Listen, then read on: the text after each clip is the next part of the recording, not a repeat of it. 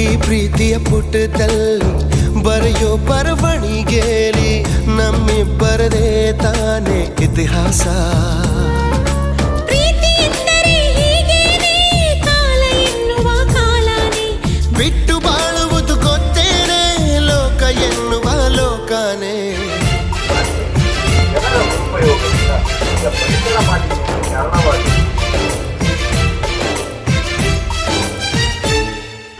ನಿನ್ನಾಣೆ ನಿನ್ನಾಣೆ ಪ್ರೀತಿ ದೇವತೆ ನಿನ್ನಾಣೆ, ನೀನಿಲ್ದೆ ನಾನೆಲ್ಲ ದೇವರಾಣೆ.